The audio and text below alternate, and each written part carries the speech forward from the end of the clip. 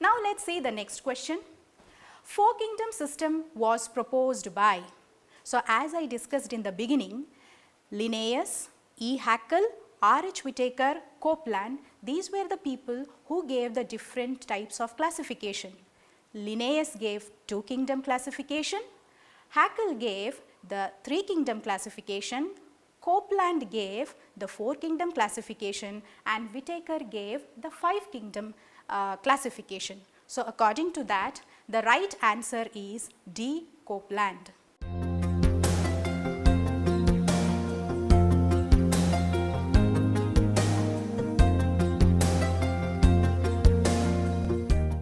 Next question, viroids have.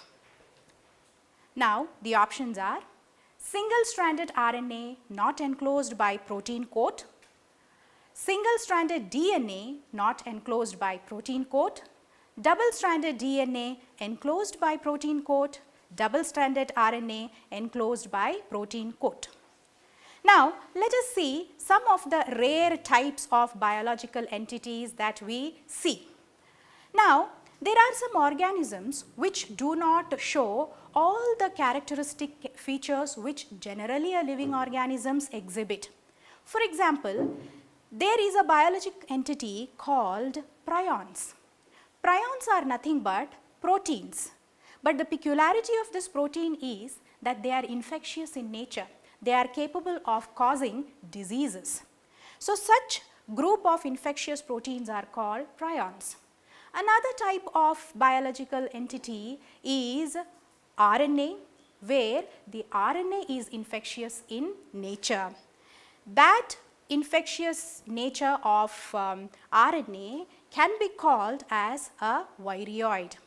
Then obviously we are aware of viruses, which has got genetic material as well as a protein coat.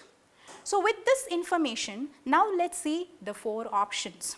So in the four options, now we know that viroid is not having protein coating. So the options wherein protein coats are present are not applicable. Now in the remaining two options, it is mentioned about the RNA and DNA. So we are aware that it is a single stranded RNA which is present in the viroid, which is infectious in nature. So the right option is A, single stranded RNA not enclosed by protein coat.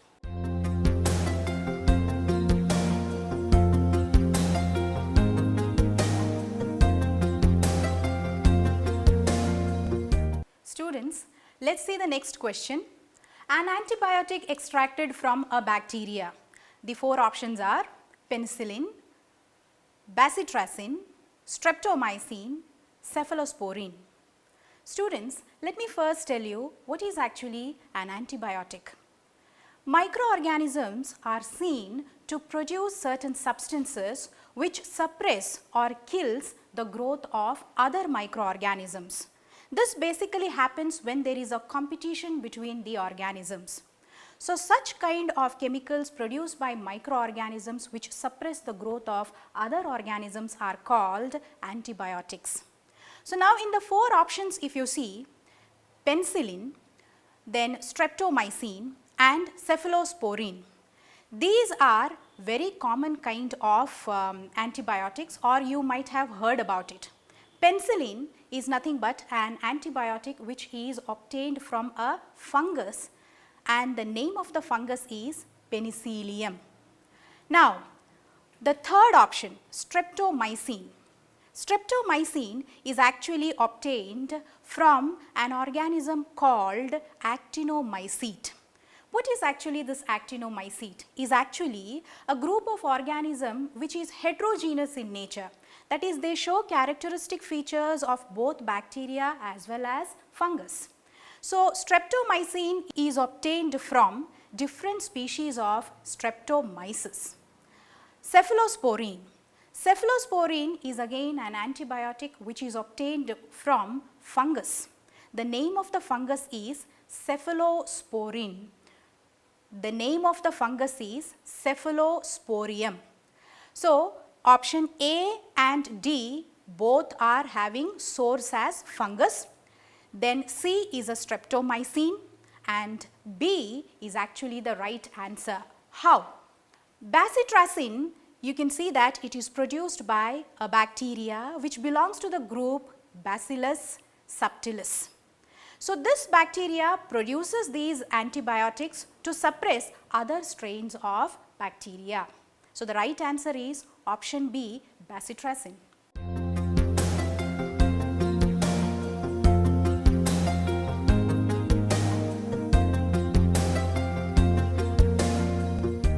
Next question, students. Light sensitive structure of euglenoids is. You know that euglenoids are very minute organisms found floating in water. Now, if you see the four options, cilium, eye spot, flagellum and chloroplast, you can see that option A and C, that is cilium and flagellum, these are the structures which help in locomotion. That is, it helps the organism to move from one place to the other. Chloroplast, you people are aware that it is an organelle which consists of green pigments chlorophyll. Its role is in photosynthesis. Option B, eye spot, this is the right answer. It is a light sensitive area which perceives light, and based on the intensity, the organism can move to a brighter area or a lesser bright area. So, the right option is B, eye spot.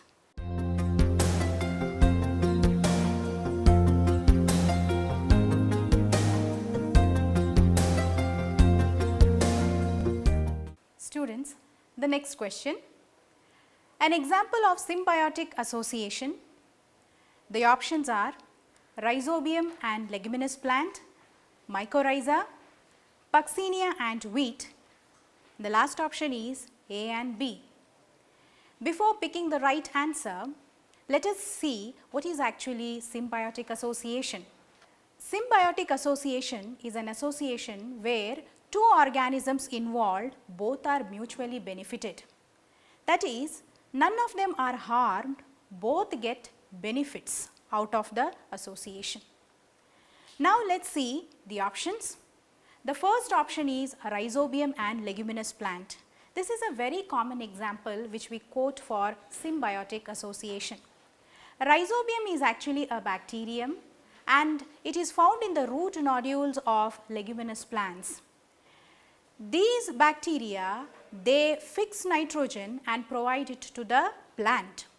The plant, once it prepares food, gives little bit of food to Rhizobium. So, both are mutually benefited.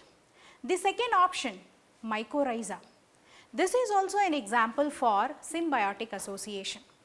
Here the association is between the roots of higher plants and fungus. Here the fungus absorbs nutrients from the soil, to be specific phosphates, and provides it to the plants. Plants, once it produces food, the food is given to fungus also. So, here also you can see both are mutually benefited. The third option, Puccinia and wheat. Puccinia is actually a disease causing fungus and wheat forms its host. So, this particular fungus, it causes a disease called rust disease in wheat. So, here Puccinia is benefited, wheat is harmed. So, it is not a symbiotic association. So, according to the explanation given, you can pick D as the right answer, that is option A as well as B are right. So, D is the right option.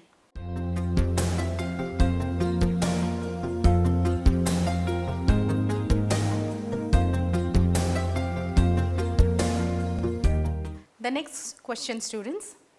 Classification based on their evolution and genetic affinities. The options are artificial system, natural system, phylogenetic system and paleontological system. Now, let me first tell little bit about different systems of classification. Now, different taxonomists, they classified organisms taking into account different criteria. So, basically there are three types of classifications. The first one is artificial system, second one is natural system and the third one is phylogenetic system.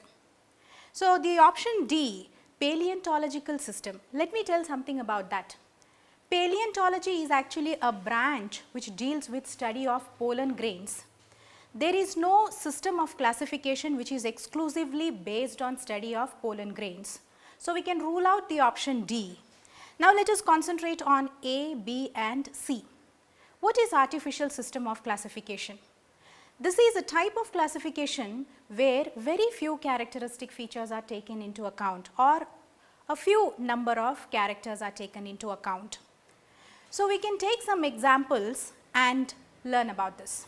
Aristotle, he classified the animals into two groups: animals which have RBC in their blood, animals which do not have RBC in their blood. So, you can see he is taking only one criterion for classifying the organisms.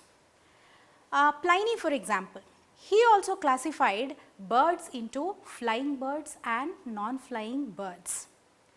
So, this system is not that appropriate. The simple reason for this is, whenever organisms are grouped in this manner, it leads to formation of heterogeneous type of groups. For example, if we consider one criterion like the organisms which can fly, in this group we can put in organisms like a butterfly, which is an insect. We can put a bird which belongs to aves. We can also consider in this group bat, which can also fly, but we know that bat is actually a mammal. So, this group, though all can fly, actually it is a heterogeneous group consisting of different types of animals belonging to different types of or different phylums. So, it is not an appropriate kind of classification.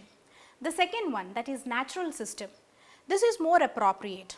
The reason for this is, there are many features which are taken into account.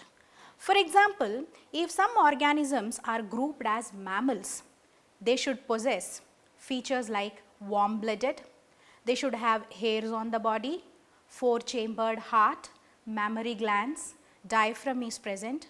So, since many features are taken, it may be morphological, it may be about the systems, for example, digestive system, reproductive system, physiology, different aspects are taken. So, the group which is formed will be more proper, or it will be based on the natural affinities. Now, the third one, which is phylogenetic system. Phylogeny, it is nothing but the evolutionary relationship, that is the relationship of organisms based on common ancestor. So, here this kind of system called phylogenetic system of classification, it takes into account the evolutionary relationship between the organisms. So, according to this, classification based on their evolution and genetic affinity, the right answer is option C, phylogenetic system.